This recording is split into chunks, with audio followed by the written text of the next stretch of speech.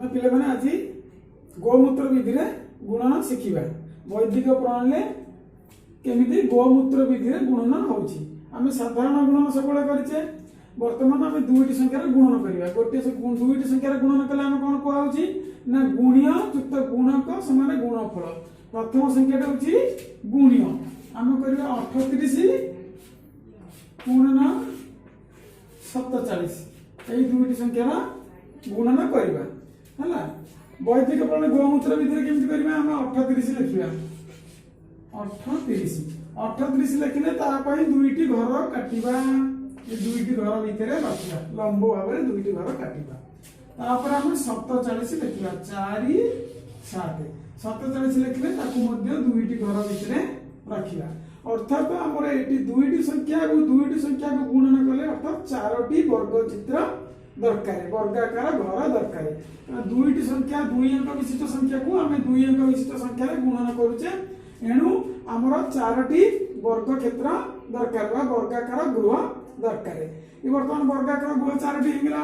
सहज प्रणाली केमी शिखेदी ना 38 लिखा दुईटा लंब भाव में गार काटी घर करदेवा 47 लिखिले दुईटी एमती गार काटी घर करदेवा कौन है ना आम ए कोण रु कोण को जोड़िबा प्रथम ए कोण रु ए कोण जोड़िबा तापर ए कोण रु ए कोण जोड़िबा तापर ए कोण रु ए कोण जोड़िबा आमे कोन करबा ना एता ए हमर जो 47 लिखा है तार 10 को 4 एठू आमे गुणन आरंभ करिया कोन करबा ना 4 को 8 रे 4 अष्टा 32 32 रे आमे ए कर लिखबा 2 ए कर लिखबा 3 तापर 4 3 12 क्या 2 लिखा ए घरे 1 लिखा ए घरे आसवा ए धड़ी गुणन सरीगला 7 आसवा 7 अष्टा 56 6 एठा लिखा 5 7 3 21 1 2 एबे हमें कौन करबा ना आरो मिश्रण करबा मिश्रण कले ए जो गारा काटी आर भीतर गोटी संख्या अछि एठी लिखबा 6 ए जो गार काटी 11 11 घर भितर केते संख्या अछि 3टी 1 5 2 आकु मिश्रण करे 1 5 6 2 8 वर्तमान ए सीधा देखिबा 2 2 4 3 2 2 4 3 7 एटी केवल 1 अछि 1 अर्थात हमर 38 गुणन 47 ର गुणफल होला 1 7 8 6 एई बुक हम सजै सजै लिखिबा 1 7 8 6 एटा हम साधा गुणन रे प्रमाण करिबा सेया होउछि ना नाही कोन करिबा हम साधा गुणन केमति करतले 38 47 एमति लेखुतिले हम कोन करतले 7 अष्टा 56 6 रखी 5 नेउतिले तापर 7 3 ए एक अंक को 10 अंक गुणुतिले 7 3 21 21 5 26 एमति लेखुतिले तापर कोन करतले ना 10 अंक गुणन करतले 4 अष्टा 32 2 लिखि नउतिले 3 4 3 12 12 3 15 ये लिखुतिले एठी हम द्वितीय धाड़ी 10 अंक गुणन करतले सेतरे कोन करतले ना गोटे अंक छाड़ी 10 अंक सीधारू हम तल धाड़ी रे लिखुतिले एबे ako मिश्रण करतले 6 को 6 6 2 8 5 2 7 1 को 1 1786 आमे एमिति मध्ये उत्तर पाइले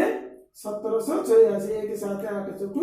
1786 हैना तने एटा होची वैदिक प्रणाली ने एटा होची हम सादा प्रणाली करूतिले हम कोटा सहज होची देख वैदिक प्रणाली तमे बुझिएले करि परिबो एटा बहुत सहज रे होची मु आउटे उदाहरण नै बुझौची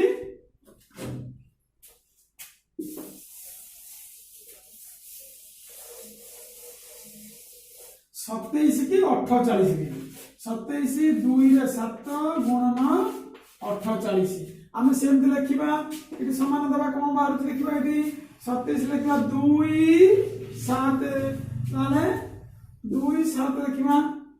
2 7 एमती गारा काटी दवा लंब भाव रे घर काटी देले दुईटी घर तापर 48 लिखिबा एटी 8 एटी 4 एपरि भाव गारा काटी दवा करि देले ये मध्ये दुईटी घर काटी देले ताले 4टी घर बाहरला एटी मोर घर छोट होई जाउची ना छोट होई जाउ लेखिया को कष्ट होची मु आउ थरे लिखि दउची ଟିକେ ଛାଡ଼ି ଛାଡ଼ିକି ଲେଖିଲେ ଠିକ ହେବ। 2 7 ଏମିତି ବଡ଼ ବଡ଼ ଘର କାଟିଦେବା। 8 4 48 4 8 ना 27 48। ताले हम कौन करबा प्रथमे कोन गार काटिबा। ए चारिटी घर हो गेला।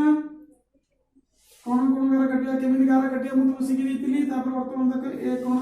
काटि देलो ए कोन काटि देलो। ए प्रत्येक वर्ग घर दी भाग हे गेला। ताले हम कौन करबा ए गुणन आरंभ करबा।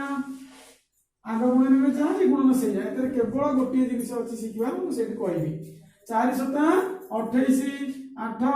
एठी रहला 2 4 दुगुणे 8 एठी रहला 8 एठी किछि नै तो 0 टी लिखि देबो।